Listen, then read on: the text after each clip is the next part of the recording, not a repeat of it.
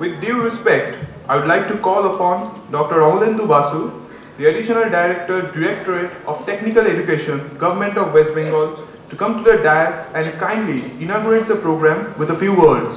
This is really a very good approach and timely approach of such a topic of national seminar, where the role of pharmacy and as a healthcare professional and the development of the healthcare system has been clubbed. The national seminar be a big one, and every year this institution, the NSHM group of institutions, the pharmaceutical part, they are observing this type of conference, and that is also very important, where the educationist, industrialist, healthcare professionals, other academicians, people from administration like me, educational administration, we are coming and delivering our talks, or we are exchanging our views. There are so many hospitals now, they are also in need of some pharmacy graduates for their different sectors. In the coming 2 days deliberations, I think some scientists, Madhavda also has come, and so many other dignitaries from different institutes, they will be delivering. They will be showcasing their research output, also views, news, and sharing their thoughts. I shall now call upon Mr. Cecil Anthony, Chief Mentor, NSHM Knowledge Campus, to please come to the dais and share a few words with us.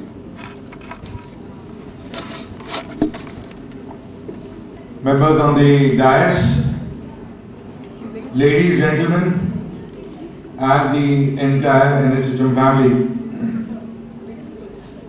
How many of you all read the newspaper today, and especially the Times of India? There was a main article on the front page of Times of India. It's such a great article for a day like this. The article is about a company called Sun Pharma and its owner, Dilip Sanghavi. And he became today, in fact yesterday, the richest man in India, surpassing Mukesh Ambani, which talked about the maturing, the coming up of the pharmacy industry in our country. So let us put hands together and give 3 cheers to this company, to all the people who built this company and who have motivated all of us as pharmacy professionals to ensure that in the days to come, we'll take this mantle even forward. My very best wishes to this edition of the NATCON. I'm really very happy to look at my entire NSHM team, especially the pharmacy and the healthcare portal, who have in the past few months and over the years built this to be a conference of national importance. My very best wishes to them. Thank you and congratulations. Thank you, sir. I shall now request Professor Subhashish Maiti to kindly present a memento to respected sir.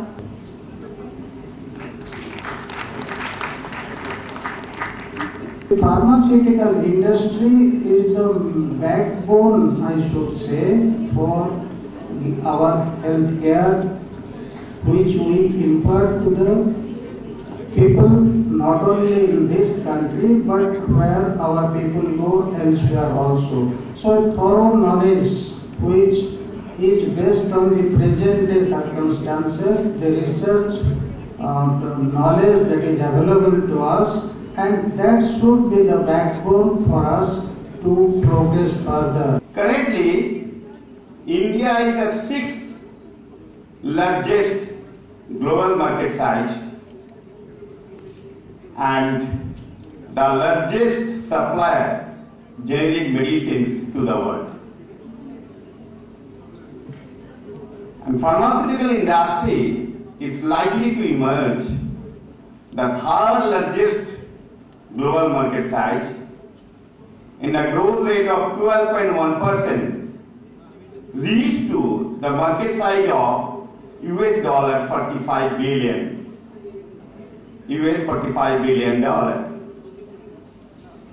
In case of health sector also, currently it is now $65 billion.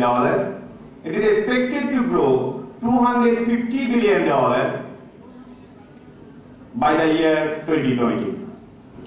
I feel honored to introduce our next guest speaker of the day, Professor Ahindra Shah, Associate Professor, Department of Community Medicine, IQ City Medical College and Narayana Rudala Hospital, Durgapur. Health is a fundamental human right that should be acceptable and accessible to each and every society people. And at the same time, it will be available for the urban as well as rural peoples, be it rich and be it poor. In the last few decades, we have been able to decrease many diseases. We have been able to eradicate smallpox from the global scenario as well as the Indian scenario. And in Indian settings, we have decreased number of diseases like poliomyelitis. We are now India declared free of poliomyelitis, and we have also decreased other diseases like malaria, filaria, dengue, etc. But still, at present, we have also suffering with other diseases also. So we are having high mortality from different diseases, and we have the negligible maternal and child health care throughout our country. Most of you are aware of this subject, so you would be knowing, but as is customary, I'd just like to give an introduction to the Indian pharma industry and where we exactly stand in a couple of minutes, so that we have a better perspective to the topic. The Indian pharma industry is a force to reckon with internationally. In terms of statistics, Indian pharma contributes 3%. It's third in the world in terms of volumes, and it contributes, it is 10th or 11th in terms of value. In terms of volume, we are the third in the world. Just to give you an idea, statistically, every third tablet that is consumed anywhere in the world is manufactured in India. Every third child anywhere in the world who's immunized with vaccines made in India. Just to give you a very brief idea. I would really try to shed some more light on modernization of HR. I think that is very, very important. The legislations and modernizations are there to ensure very good quality of pharmaceutical and healthcare products. But those have to be ensured by whom? It will be all of you in due course of time as you graduate from your college and join the industry. Definitely, I will be throwing some light regarding economic aspect indirectly, because regulators are not directly involved with the economic aspect, but definitely they have some link. Regulators always try to protect this particular area, whatever may be the product. And what for modernization? For better efficacy, better safety and better quality. These improvements are very, very difficult to sustain over a period of time. And I'm going to start by talking about a story which I learned in the past few days, and the analogy that has been brought about in the healthcare for that perspective. We are all familiar with the kind of care we are offering. Don't you believe in-house training of all sectors of the team need to be galvanized in order to make it more worthy of action. Every hospital, I believe, at this present moment, what I've come to know of all hospitals, they have got programs very properly worked out amongst the various categories of staff, and the training has been customized according to their level of understanding in the language they understand, and also the amount they should know. Like for accreditation, as Sir was talking, when we teach our housekeeping staff, probably we do not expect the best of terms and jargons that we use in accreditation. However, we should know that our people are aware of the purpose that they are supposed to be pursuing. The practices they should be carrying out in the hospital. That should be our endeavor, and we have been trying to tailor-make and customize our training accordingly. It was a very interesting topic on the prospect for healthcare and pharmaceutical professionals in the modern day industry. And when I was actually introspecting about this topic, I was wondering why we are presenting this topic today, because as I look at this entire healthcare and pharmaceutical industry, I feel the prospects are infinite for all of you, and I'm sure many of you sitting in the audience, you are all studying, and some of you are in your profession. So many of you would know more than me, and I will expect my co-panelists also to give their perspective. I've been in healthcare for 17 years, and I can see that the prospect has been just increasing day by day. Yes, it was predominantly a doctor's sector when we talk about hospital particularly, right? And healthcare representation is almost 70% is by hospital. That's what even Rajshri shared in his presentation. So it was doctor dominating industry, but things are changing very fast, because end of the day, if you also look at the statistics which Rajshri shared with us, there is a huge shortage of doctors, there is a huge shortage of nurses. So what do?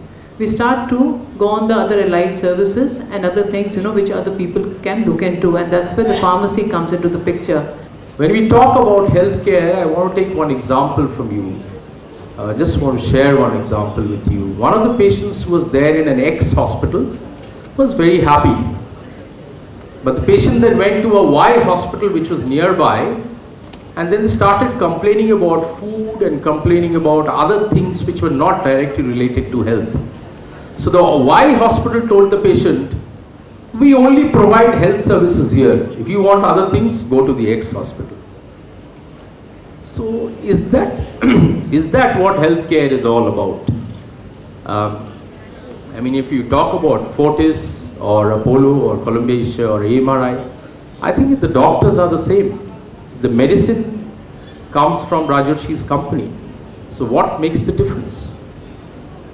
To a patient, you put me inside an OT, cut up my abdomen and say your appendix has been removed. Do I really know whether it has been removed? But what I really do understand is that the injection which the nurse gave to me, whether it was given with a smile, whether the customer care person who comes to meet me every day met me and asked me about my health. So for that, what is something which is mostly required is a thing called empathy. So do we have that empathy in us?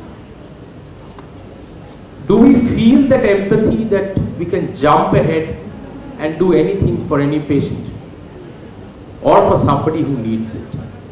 So healthcare needs a team of people who have empathy, who are employable because not only of their degrees but because of their attitude towards work.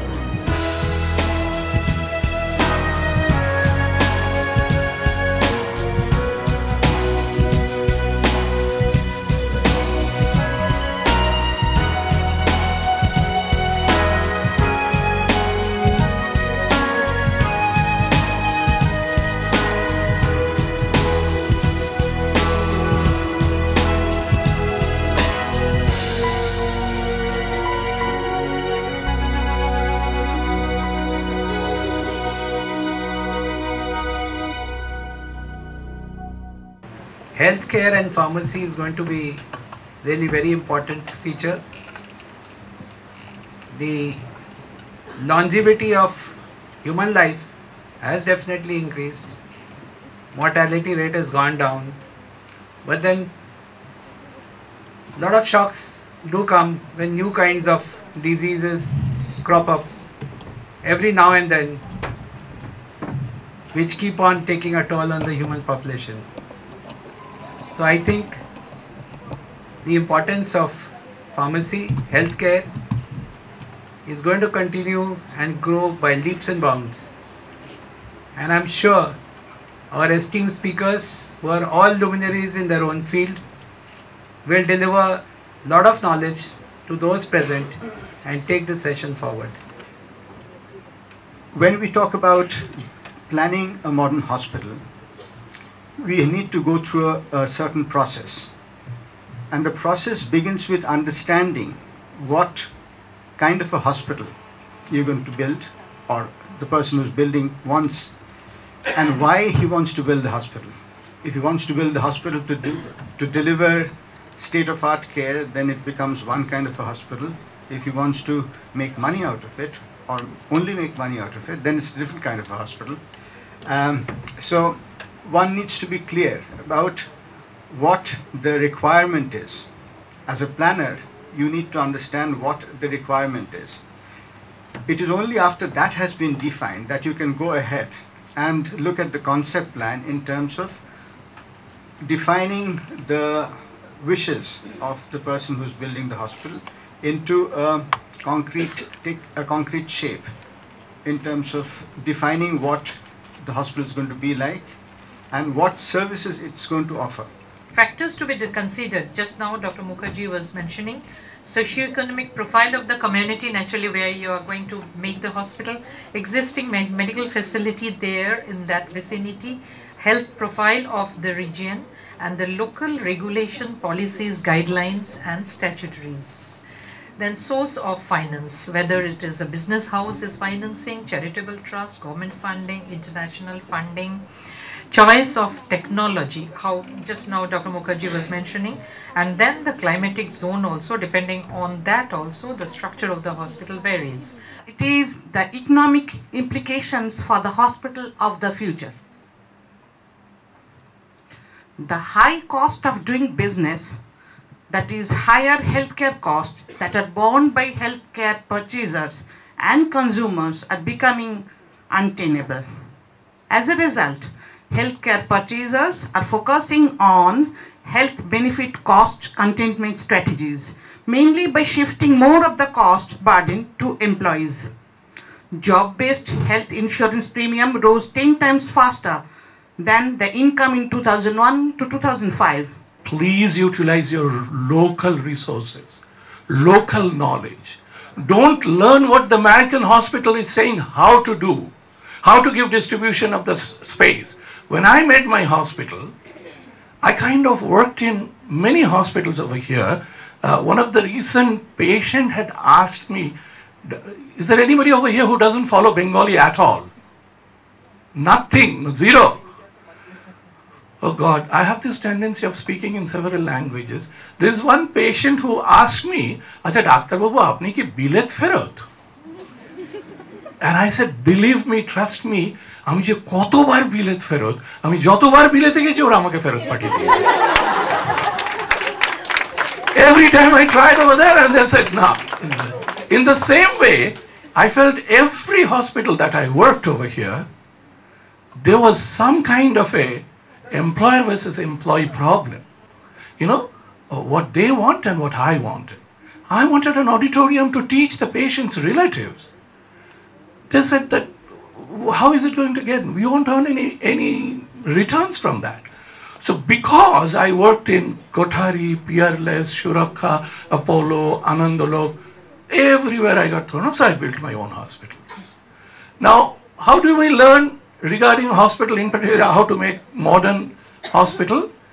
I decide what I want and create it accordingly. Everybody told me for such a small hospital, having 5 operation theatre is a wrong planning.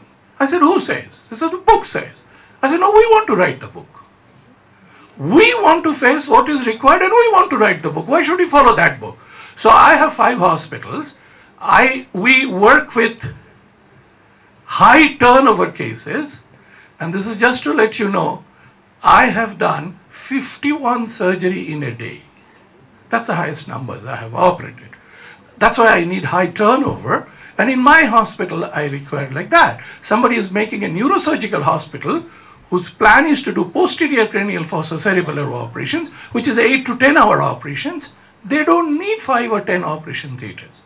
So planning has to be according to what you want. As you can see, the first one above is an amplifier. It is a ceramic based amplifier. It is for advanced telecommunication application. All of them have been taken by industry. The technology transfer has taken place, and in the right side it is ophthalmic lens, and this has a hard coating which is scratch free. It is bifocal lens and for use for ophthalmic purpose, and it is scratch free coating given on this. And below, these are ceramic membranes.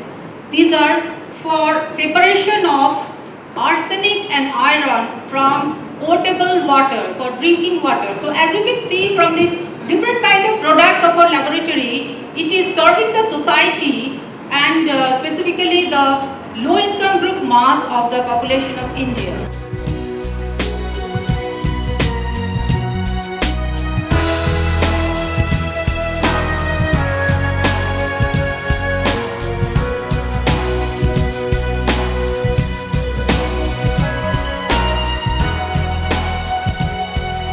Alternative medicine played an important role in healthcare system, and it is estimated 80% of the population utilize in some form of alternative medicines. The popularity and demand of traditional medicines called alternative traditional medicine in Western countries has increased dramatically in last several decades. Pharma market is changing. Radically it is changing because the newer molecules are not coming in the market, and the drugs, new drugs, those are coming, those are only combinations and copycat to other molecules and other brands of companies.